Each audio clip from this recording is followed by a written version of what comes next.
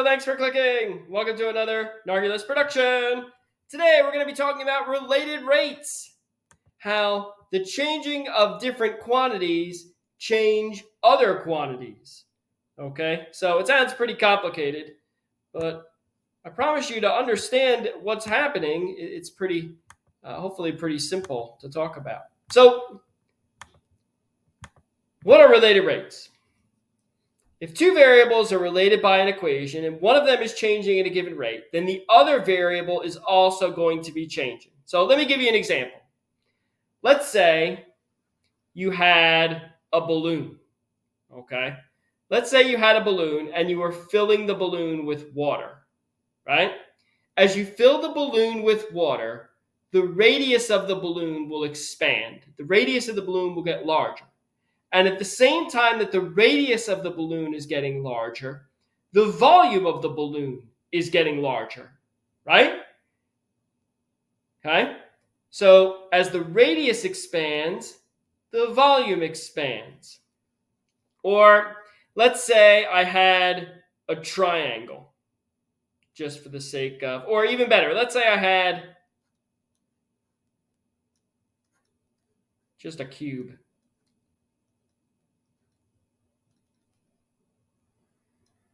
Let's say I had a cube. And on this cube, I made this side longer, or I started pulling this side and making it larger.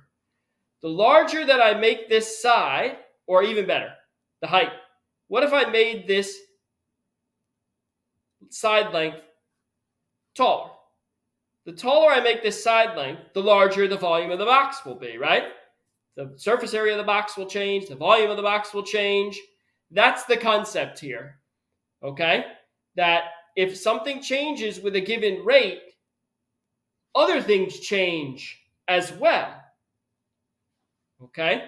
So the goal is to find an equation that relates all the rates together and derive that equation with respect to time to find the rate that the other variable is changing. That's what we're going to try to accomplish today. All right? But first, we're going to derive some equations with respect to t. Okay? So we've done this before. I want you to derive this equation with respect to t. X of t squared plus y of t squared equals z of t squared. Now we've done this. Okay, this is the chain rule. We're going to derive term by term. The derivative of x of t squared. This is blah squared. So its derivative is 2. Bring down the x of t. And cross out the 2. Then I have to derive the inside. It gives me x prime t, right? Plus the derivative of y of t squared is 2. Bring down the y of t. Cross that out. Derivative of y of t, y prime t. All right. We are basically, what are we doing? We're doing implicit. Okay, we're doing implicit derivatives. So z of t squared to z of t times c prime t. That would be my answer. I just derived this with respect to time. Okay, well, with respect to t, which, spoiler alert, will be time in a few minutes. Okay, all right, let's come over here, do the same thing. A of t equals b of t times h of t. So you can kind of see there's a formula in here, right? A equals b times h. This one is x squared plus y squared equals z squared, Pythagorean theorem. Okay, so I want to derive this with respect to t. All right, here we go. So the derivative of a of t is just a prime t. The derivative of b of t times h of t, well, that's a product rule problem. They're both written in terms of t. So I'm going to leave the first, leave b of t. The derivative of h of t is h prime t. Plus, leave h of t. The derivative of b of t, b prime t. And again, I'm not asking you to solve either one of these for a variable. I'm just saying derive them with respect to t. And you did. Okay? And then you figure out where to go from there based on the information they give you. All right. Now, here's what's a little bit complicated about this down below. So when we work with related rates, okay, when we work with those related rates, you're not going to see everything written x of t, y of t, z of t, a of t, b of t, h of t it's just going to be understood that these are written as x of t squared plus y of t squared equals z of t squared. Okay? Because all the variables are changing with respect to time anyway. So mathematically, we don't even bother writing the of t because we already know they're changing with respect to time. So the question is, how would you derive x squared plus y squared equals z squared with respect to t? Well, you do it the same way we just did this, except you just imagine there's an of t there. So we're going to write the derivative of x squared is 2x times, I derived an x. We're going to do it implicitly. I derived an x with respect to t, so I need a dx dt. Now compare that with what's up here. It's the same thing. 2x of t, instead now it's 2x, and then x prime t. Well, what's x prime t? Dx dt. Just like, right? F prime of x is dy dx. It's the same thing. Okay? All right. Next term, the derivative of y squared is 2y. You derived a y. You need a dy dt. And then 2z. You derived a z.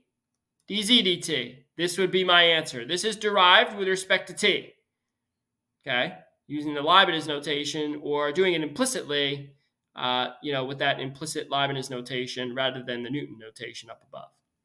All right, same thing over here. I want you to find A is equal to BH. I want you to find for me the derivative with respect to time without the of t's written. So the derivative of A would just be dA dt. BH, this has to be done. They're two different variables, so I have to do the product rule. So leave the B. The derivative of H is, I guess you could say it's a 1, dH dt, plus leave the H. The derivative of B is also 1, but you derived a B, so you need a dB dt, or you don't need the 1s. So dA dt is equal to B dH dt plus H dB dt. And that would be my answer for this. Okay? All right. So that's how you derive with respect to t, and that's what we need you to be able to do to be able to answer the questions. Okay? All right. Now, the length of a rectangle, here we go, is increasing at 3 centimeters per second, and the width is increasing at 7 centimeters per second. How fast is the perimeter changing? Okay, so let's write down some information that we know. The length of the rectangle is increasing at 3 centimeters per second. That's a rate. That's how fast the length is increasing. So dL dt, the change in length with respect to time, is 3 centimeters per second. The width is increasing at 7 centimeters per second. So dW dt, the change in width with respect to time, is 7 centimeters per second. I want to know how fast the perimeter is changing. So I got a rectangle. L and W, doesn't matter. How could I find the perimeter of this rectangle? Well, there's 2 L's and 2 W's. So P is equal to 2L plus 2W. This is the equation that relates the rates. And now, what do I want to do? I want to find how fast the perimeter is changing. So I want to find dP dt, the change in the perimeter with respect to time. And that should make sense that the perimeter is changing. If these side lengths are getting longer, then the perimeter is getting larger, right? If the length and the width of this rectangle are both increasing, then the perimeter has to be getting bigger. So the question is, how fast is that perimeter changing? So I'm going to take P equals 2L plus 2W and derive it with respect to time. So here we go. The derivative of P is dP dt. The derivative of 2L, leave the 2 out of it. Well, the derivative of 2L is just 2.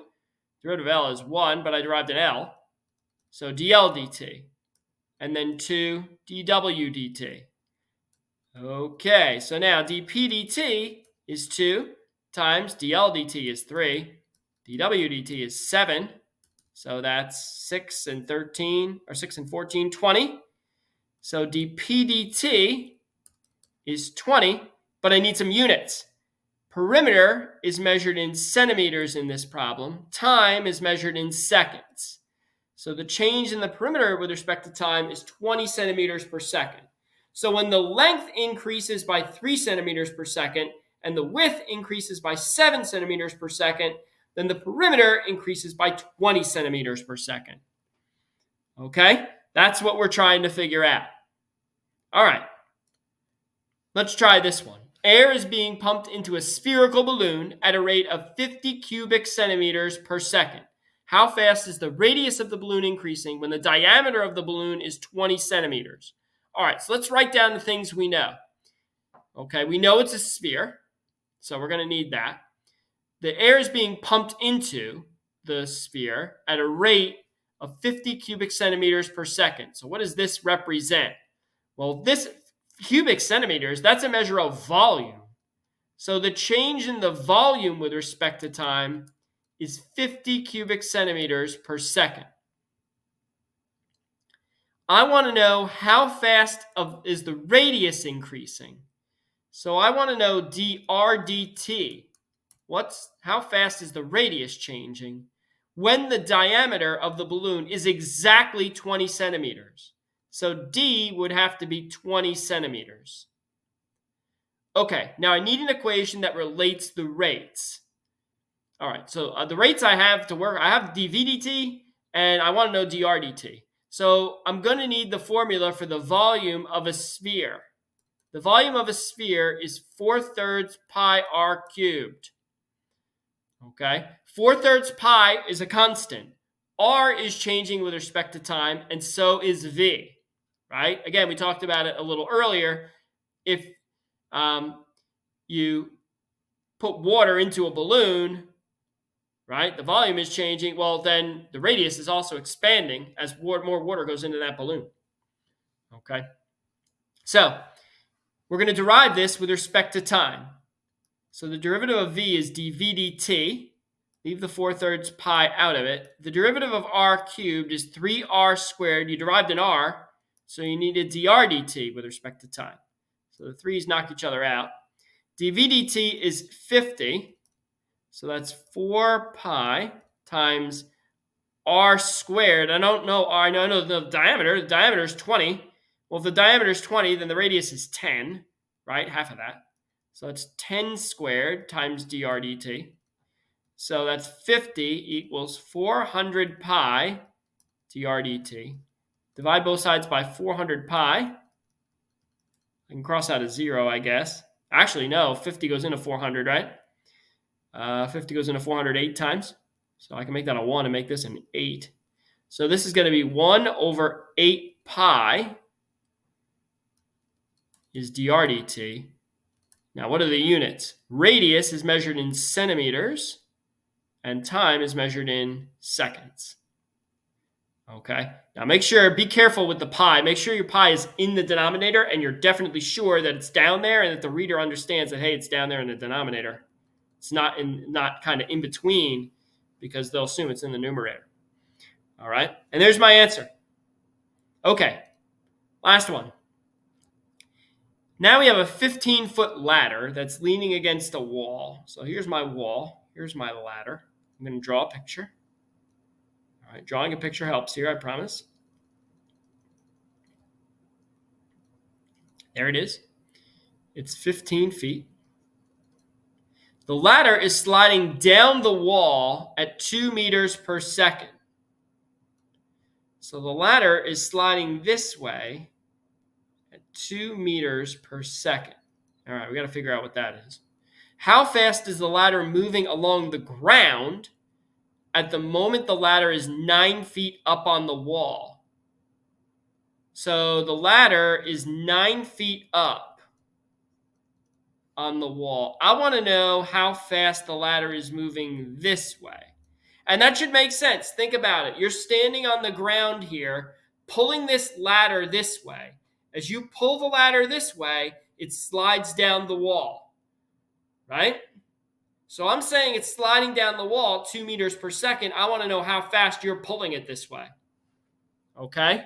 So now to do this, I'm going to need an equation that relates the rates. This is what I need to find. All right, so the first thing I'm actually going to do is I'm going to label these sides. I'm going to call this X. I'm going to call this Y to call it something, and I'll call this Z to call that something. Okay, so now that tells me a couple things. Number one, it tells me that I want to know what is dx dt, right? How fast is this side moving? It also tells me that y is 9 feet. I know dy dt is not 2. I'm going to write 2, but it's not. It's not 2 because this distance, the y distance, is decreasing. It's getting smaller. So dy dt is actually negative 2. Okay? This distance is getting smaller. I know z is 15. All right? I don't know x.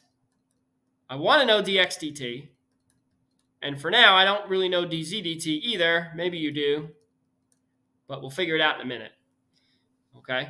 All right, so now I need an equation that relates the rates. And hopefully you can see, well, that's the Pythagorean theorem. So x squared plus y squared is equal to z squared. All right, here we go. We're going to find the derivative. We're deriving with respect to time, and then we'll sort out what we have and what we need. So the derivative of x squared is 2x. I derived an x. I needed dx dt. Plus the derivative of y squared, 2y, dy dt. And then 2z, dz dt. Okay, so far so good. All right, so now 2x I don't have, dx dt I want, y I have, dy dt I have, so this is good. Z I have, I don't have dz dt. Okay, so let's find x. That's probably the easiest thing to find here. I can find x pretty easy because I can use the Pythagorean theorem, x, 9, and 15. So I already know that over here, x squared plus y squared is equal to z squared. So x squared plus 9 squared is equal to 15 squared. Maybe you also notice this is the Pythagorean triple. So you get 144 if you do that, and you get 12. So x is 12. Okay, it's a 3, 4, 5 triple, all multiplied by 3, right? All right, that takes care of x. Now I know that. Good. I want to know dx dt. The only thing I don't know that I need to know is dz dt. So the question is, how fast does this side change? Well, this side is the 15-foot ladder. So how fast does the 15-foot ladder change? Well, the ladder moves this way, and the ladder moves that way. But if you're standing on this ladder, I would hope that you're sure hoping that the ladder does not change from 15 feet. So dz dt is 0. It doesn't change at all. This side length doesn't change. The ladder is still 15 foot no matter what. If you pull it this way or slide it down the wall, it's still 15 feet. Okay, that's enough to be able to figure out what we want. So dx dt is what we want. 2, y is 9, dy dt is negative 2. And then we have 2 times 15, but dz dt is 0, so this term literally washes out. And if we move the negative 36 over, we'll have 24 dx dt equals 36. Divide both sides by 24, and we'll have dx dt is 36 over 24, which you can reduce by 12, I guess, to 3 over 2. And what are the units? Meters per second. Oh, I wrote feet here. These are in meters. Oh, no. I wrote feet. Okay. All right, we're going to be consistent here. We're going to write meters for all of them. All right, we're going to use the same unit for all three. Okay. All right, 3 over 2 meters per second. I don't want you to convert from feet to meters. That's a lot. All right. Okay, and that's how we work with related rates. And as always, thanks for clicking.